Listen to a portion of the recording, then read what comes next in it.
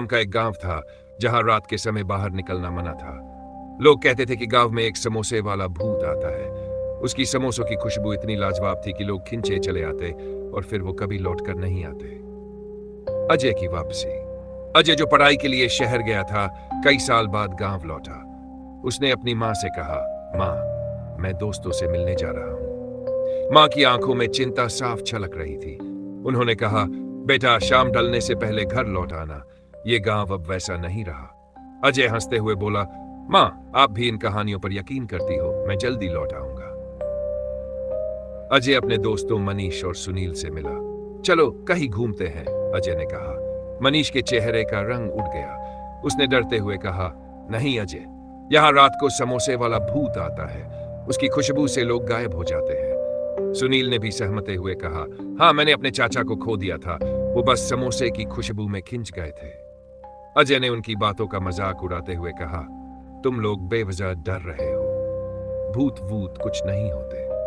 मनीष और सुनील ने उसे रोकने की कोशिश की, लेकिन अजय जिद पर अड़ा रहा। उसने उन्हें अलविदा कहा और घर लौटकर खिड़की खुली छोड़ दी।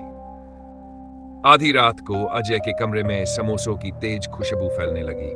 वह सोते सोते जग गया। कमरे में अजीब सी ठंड और खामोशी थी। तभी उसने दूर से एक डरावनी चीख सुनी, हा हा हा हा, ओ गांव वालों, गर्मा गर्म समोसे खाकर देखो। अजय के शरीर में झुरझुरी दौड़ गई। उसके कदम खुद ब खुद खिंचकर बाहर चले गए। जैसे ही उसने दरवाजा खोला, सामने एक आदमी सफेद कपड़ों में खड़ा था। उसकी आंखें खून जैसी लाल थी और चेहरा जला हुआ। अब तेरा काम खत्म, उसने खौफनाक आवाज में कहा। डर और रहस्य का खुलासा। अजय को जैसे लकवा मार गया हो। भूत ने उसे उठाकर अपनी समोसे की दुकान पर ले गया। चारों ओर डरावनी आवाजें गूंज रही थी। मुझे मत मारो, अजय चीखा। भूत ने अपने लंबे नाखून अजय के सीने में घोंपने के लिए उठाए। तभी उसकी नजर अजय के गले में पड़े ताबीज पर पड़ी। यह ताबीज कहां से आया? भूत ने पूछा। अजय ने कांपते हुए कहा, यह मेरे पिताजी की निशानी है। भूत की आंखें अचानक नरम हो गई। उसने अजय को छोड़ा और कहा, मैं तुम्हारा पिता रामनाथ हूं। अजय का दिल जैसे बैठ गया। उसने धीमी आवाज में पूछा, पिताजी, आप तो मर गए थे। पिताजी की कहानी। भूत ने गहरी सांस लेते हुए कहा, हाँ बेटा था। मैं समोसे की दुकान चलाता था, लेकिन गांव के मुखिया के बेटे रघु ने जलन में मेरी दुकान जला दी, जिसमें मैं जिंदा जल गया। मेरी आत्मा उसी दिन से इस गांव में भटक रही है। अजय की आंखें भर आईं। उसने कहा, पिताजी, असली गुनहगार रघु है। मैं उसे आपके सामने लाऊंगा, लेकिन आप गांव वालों को माफ कर दीजिए।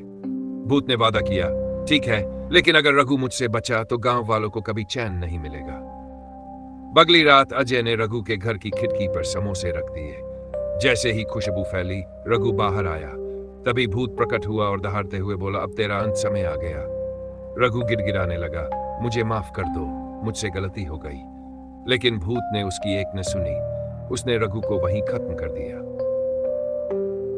अंतिम विदाई। भूत ने अजय से कहा, अब मैं शांति से जा रहा हूं। गांव वालों को बता देना, अब उन्हें मुझसे डरने की जरूरत नहीं। अजय की आंखों में आंसू थे। उसने सिर झुकाकर अपने पिताजी को विदा किया। उस दिन के बाद शिवपुरा में समोसे वाले भूत का खौफ हमेशा के लिए खत्म हो गया।